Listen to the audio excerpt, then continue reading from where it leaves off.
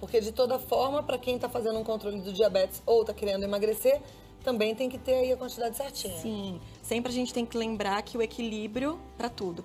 Um alimento, por mais que ele tenha baixo índice glicêmico, ele tem a presença de açúcar dentro dele. Ok, então vamos começar falando aqui. A gente tem a Farelo de aveia. Farelo de aveia. O farelo de aveia, ele tem a presença das beta-glucanas, que é uma fibra que ela é absorvida, né, uma fibra solúvel, então ela consegue reduzir a absorção da glicose e também do colesterol. Então é uma fibra que dá pra gente enriquecer tanto junto com frutas, com iogurtes, em vitaminas, então dá para ter um consumo legal diário. E até a recomendação dela seriam 2 colheres de sopa por dia, pra gente conseguir ter esse efeito nessa redução da glicemia, né? Legal. Uma vez você falou pra gente aqui do farelo de aveia, que também é bom pra quem tá querendo perder aquela gordurinha abdominal, né? Farelo de todas as fibras em si, principalmente pelo índice glicêmico. O índice glicêmico, ele tá totalmente ligado com a perda de peso, porque ele vai ter uma absorção lenta da glicose. Então a gente consegue ter uma queima e quando esse alimento ele vai direto para a corrente sanguínea, a insulina capta e manda para o músculo, ele é convertido como gordura também. Então a gente tem que ter esse alimento com índice baixo, com uma glicemia baixa, também para influência de perda de peso. Lentilha? Lentilha, ela é importantíssima, né? Ela é uma leguminosa que tem a presença de fibras, tanto solúveis quanto as fibras insolúveis. Entre lentilha e feijão, tem alguma diferença? Um é melhor que o Pouco, outro? até mesmo os tipos de feijões, você varia na dosagem do índice glicêmico, mas é pequena. Todos eles são considerados É baixos. importante variar o tipo de feijão, porque normalmente nas casas as pessoas têm as tradições, né? Tem casa que é só feijão preto, no Rio de Janeiro só come esse feijão preto, em São Paulo as pessoas comem mais o feijão carioquinha, não é? Que são hábitos, né? Mas é importante variar o tipo de feijão ou não? Feijão é tudo feijão? É interessante pela disponibilidade e o índice glicêmico. Você consegue ter uma variação entre eles, mas isso não influencia diretamente tanto para o ganho de peso, ou para perda, ou para o índice glicêmico. E aí é só variar, mas o lentilha e o feijão, eles fazem mais ou menos o mesmo papel. Aqui, arroz integral. O arroz, nessa combinação aqui, então a gente tem tanto as leguminosas, lentilha e o feijão, e o arroz integral. Então tudo que é integral a gente consegue ter um teor maior de fibra, que vai favorecer demais nessa redução da glicemia.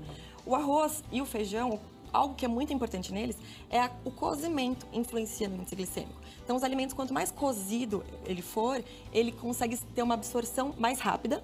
Com isso, ele vai mais rápido para a corrente sanguínea. Então, é legal um alimento mais al dente, que tem que ter uma mastigação, né? Tem que ter digestão mecânica. Você consegue reduzir esse efeito, né? De absorção. Olha, legal. Isso é hábito estilo de família também. Se você começar a não cozinhar tanto o seu arroz, não fazer aquele feijão que tá desmanchando lá de tão cozido, de tão molinho que ficou, já é melhor. É melhor, então, para a saúde da família toda. Muito melhor. Ter esse hábito de cozinhar tudo al dente. Perfeito. Como sopas, por exemplo, a gente tem uma absorção muito rápida. Então a gente tem que sempre colocar um pouco do alimento sólido para conseguir ter um equilíbrio legal, né? Aqui a gente tem batata doce. A batata doce também é um carboidrato, é um amido, só que ele tem uma complexidade maior do que a batata inglesa, por exemplo, e a mandioca.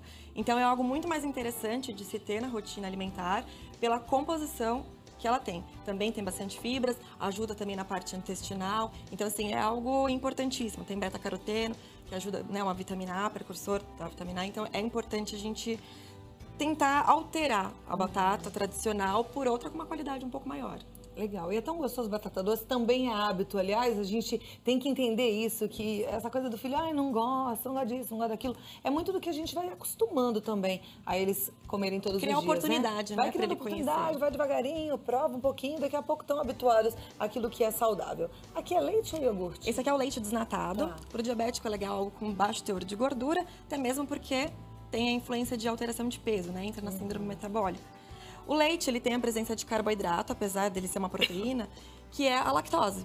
Então, a lactose ela é um açúcar.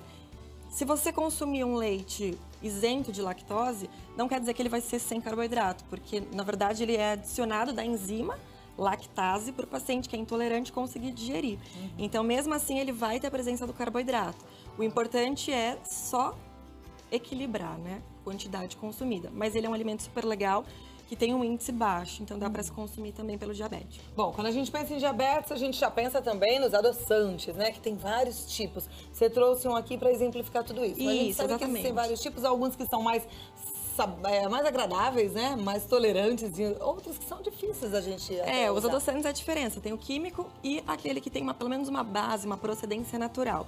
Ambos são processados em laboratório, então a gente tem influência no perfil da saúde mesmo, né? Qualidade, tanto indícios de propensões para desenvolvimento de câncer. Então é algo que a gente tem que se pensar. No entanto, o adoçante, ele tem 0 calorias, né? É bem mínimo o percentual dele e presente na rotina do diabético.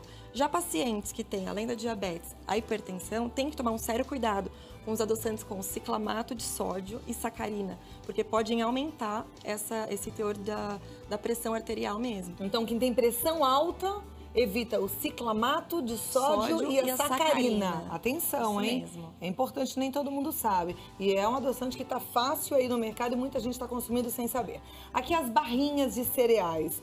Às vezes a gente olha e fala assim, todas elas são super saudáveis. Todo mundo pode comer? Não é bem assim.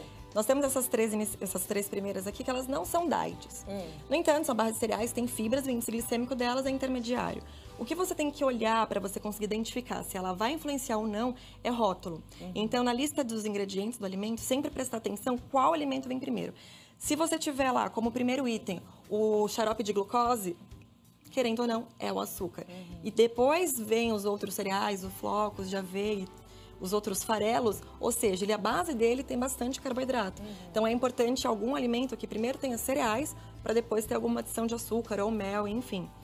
E tem também os produtos isentos de açúcar, que é utilizado algum adoçante, natural ou artificial, para conseguir ter uma redução mesmo do açúcar. Tá, aí isso para quem tem diabetes, né? Agora, quem não tem diabetes deve comer esses produtos que são dietéticos, que não têm açúcar, ou esses produtos têm mais gordura? Exatamente, até mesmo para compensar a textura, sabor, é acrescentado uma quantidade maior de gordura. Então, produtos diets é para o público diabético. O produto light, ele pode ter uma redução de até 25% de algum nutriente, que daí é para um público que talvez tenha uma propensão ou está precisando emagrecer para não desenvolver essa diabetes, mas o alimento diet mesmo é isento de açúcar para público diabético. Então, quem não tem diabetes deve evitar os diets, preferir os lights, que aí não tem tanta gordura, não tem adição de outras substâncias para dar mais sabor, né? Agora aqui, a gente tem as frutas. Tem fruta que tem um alto índice glicêmico? Sim, tem. Por exemplo, a manga. O que a gente deve evitar, então? Manga, o mamão, a banana, eles têm um carboidrato mais intenso. Não quer dizer que a gente precise abolir da dieta. É uma questão de administrar bem, de conseguir equilibrar, né? Compensar durante o dia inteiro com atividade física, com bastante ingestão de água. Mas tem os alimentos que têm um baixo índice glicêmico, que a influência é bem menor. E tem um teor de fibra maior, um teor de água maior, que é o exemplo de cereja, maçã, pera, melancia.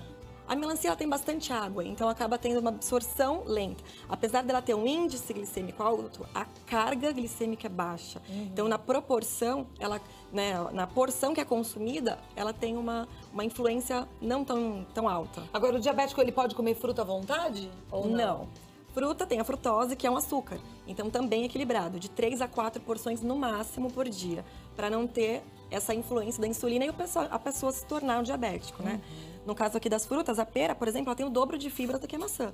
Então, 2 peras por dia, você consegue atingir um nível de fibras legais e conseguir uma influência de reduzir essa absorção dessa glicose. Legal. Recado final para um paciente que está assistindo agora, que acabou de descobrir que está com diabetes. O que vocês diriam para ele? Disciplina. Porque a maioria dos pacientes, eles acabam conhecendo, tendo acesso a esses alimentos, mas eles vão levando a vida como se isso não tivesse problema algum.